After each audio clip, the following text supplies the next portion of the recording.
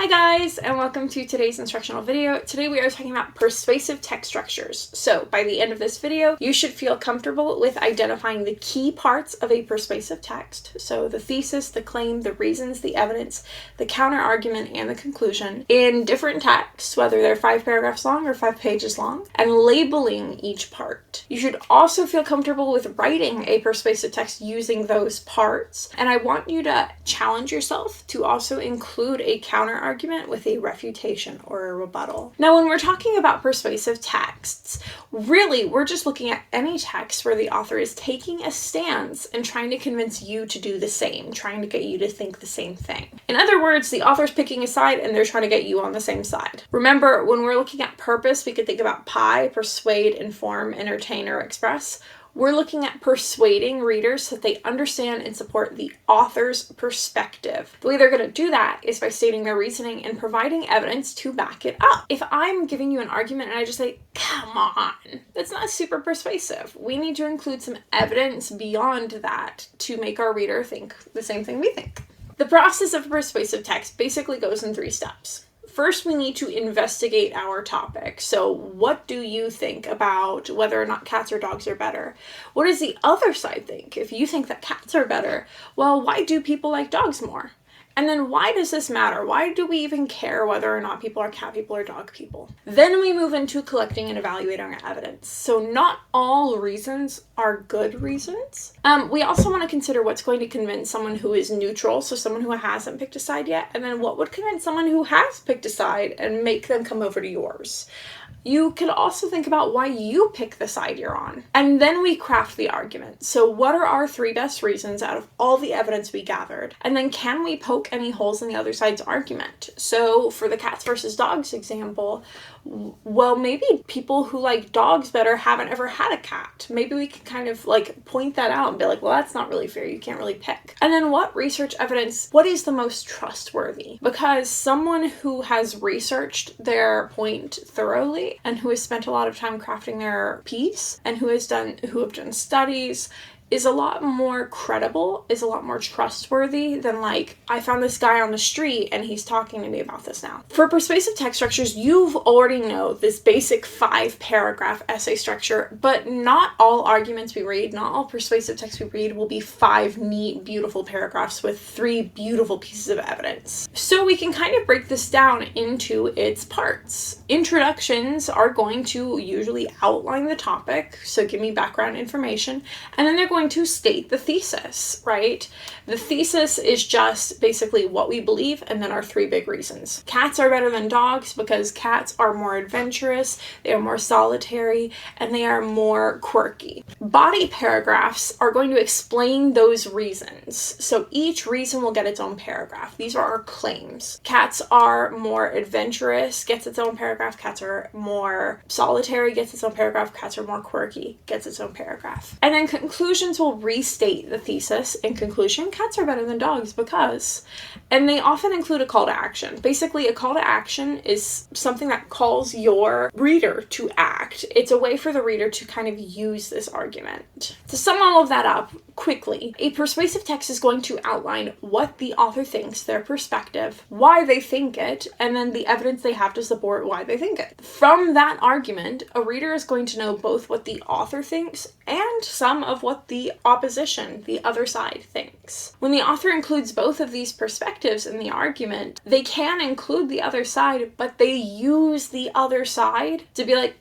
that's wrong and dumb, and I'm right. Intros are where authors are going to hook their reader and outline the argument through a 3-point thesis. So here's how we find it. We're going to look for context, look for background information, and for that thesis. And when we write it, we want to start with our context. So we kind of go in like an upside down triangle. We start with the vaguest stuff. Many people have cats nationwide, and cats are very important to many people's mental health. But many people also enjoy the companionship of dogs. And then we lead into our thesis. So I've already kind of narrowed it down to cats versus dogs. Cats are better than dogs because blah, blah, blah, blah, blah. So here, I'm going to let you pause and you can read this. This is an example of an intro from an article I found online. And you can even see, we've got some background info. What if you don't know what TikTok is? You can find out there. TikTok should be banned because it is harming youth and supposes a significant national security threat. Here's what they believe.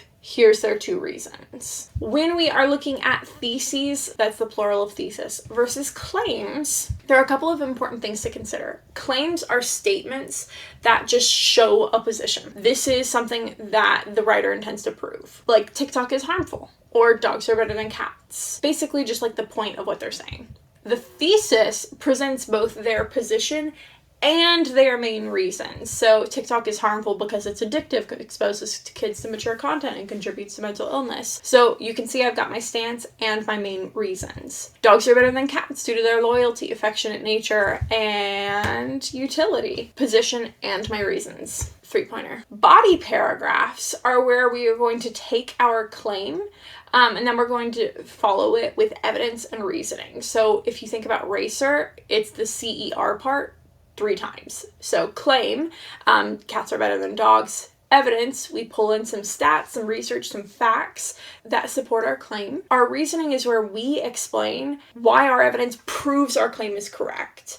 We want to make the connection for our reader and kind of pretend that they're dumb. So, as an example, I have dogs are better than cats because they're loyal. There's my claim. My evidence is going to be a study found that dogs generate 5 times more oxytocin than cats do when seeing their owner. So I've got research here. Now I want to make the connection for why that proves that dogs are better than cats. Since dogs feel 5 times the love a cat feels, their bond and connection to their owner must be that much stronger as well. Now I might even want to include an extra sentence explaining why that stronger bond makes them a better pet. Now, I will warn you, there is something I often see that is like the worst thing ever in arguments, where for their reasoning, students will just straight up like restate their claim and be like, this shows that dogs are more loyal, but that isn't reasoning. I need to know how your evidence proves that dogs are more loyal than cats. How is your evidence connected to your thesis? You want to really take all the guesswork and all the thinking out of it for your reader because you just want them to join your side, right? You don't want them to like start poking holes in your argument. So let's look at the next few paragraphs of that essay I started to show you by Rihanna Joaquin. So she says in her body paragraph, first, TikTok should be banned,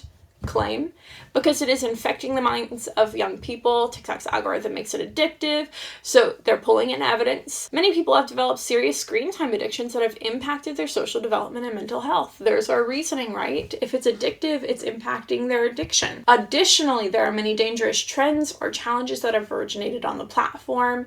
They see these posted. While many challenges are harmless, some are risky. For example, this sounds like evidence. There are trends and dances that require flexibility and coordination. Some people don't have these talents, but are eager to try them out anyway. Many young people who have tried these trends end up hurting themselves, sometimes even lethally. So then they kind of go into the reason why, like, there being dances and being challenges can be a difficult and harmful thing for kids. And then we keep going, right? So I want you to practice for yourself. Can you identify where our claim is, where our evidence is, and where the reasoning is? Counter arguments. So counter arguments are more of an advanced move you can pull, but I highly recommend it. So when we're looking at counter arguments, these are just claims from the opposition, from the other side, from the people who aren't on your side. If you address the other side's argument though, but you also show the reader why it's wrong, then you make your argument so much stronger because you're right and also the other side is wrong. So you've shown that you considered both sides of the issue, you're informed, you understand why someone might be on the other side, and if the other side is wrong about this one thing, what else might they be wrong about? I generally put my counter arguments in my third body paragraph. I feel like that's a nice, neat way to organize it. Here is a potential counter argument that Rihanna Joaquin could have used, but she didn't. We said, opponents of the TikTok ban argue that banning the app would violate their personal freedoms. So I acknowledge the other side. But while freedom is important, national security and privacy should always come first. So then I explain why they're wrong. TikTok's ties to the Chinese government allows for the violation of user privacy. I could go on and on about why the other side is wrong, right? And I could do that for an entire paragraph. So you can see the counter argument. Here's our refutation. That's where we prove them wrong. We can also call this a rebuttal, right? I always remember rebuttal as the but. Now for conclusions, we want to restate our thesis, and then we want to kind of lead out into the more general. We leave with our call to action. So in conclusion, TikTok should be banned because it's infecting the minds of youth, it poses a national security concern, and creates the potential for theft of sensitive personal information. Notice that they didn't say it exactly the same way twice. TikTok is not a necessity. In order to mitigate these dangerous consequences, people should avoid using the app altogether. So there's something for us to do, not use the app. And seriously consider what they're willing to trade off for personal entertainment. There's another one. So we want to think and we want to stop using it. We've got clear call to action. We've restated our thesis. Our conclusion's good. Now, remember with the conclusion, when we're restating the thesis, we should remind the reader of those main arguments, but we don't just want to copy paste it because they will skip over it if they notice it's copy pasted. And you can see an example of an OG thesis and then the Rihanna Joaquin's restated thesis. We also want to provide some insight or reflection. Maybe you have some final thoughts on why the argument matters. So for TikTok ban, Rihanna Joaquin states that TikTok is not something you need to live. There are other things that are less addictive, blah, blah, blah, blah, blah. For a call to action, then we want to make them take action, think more deeply, or look at the argument differently. Again, here is sort of an outline for how Rihanna Joaquin sets up her argument. That is all for today, but I will see you in the next one.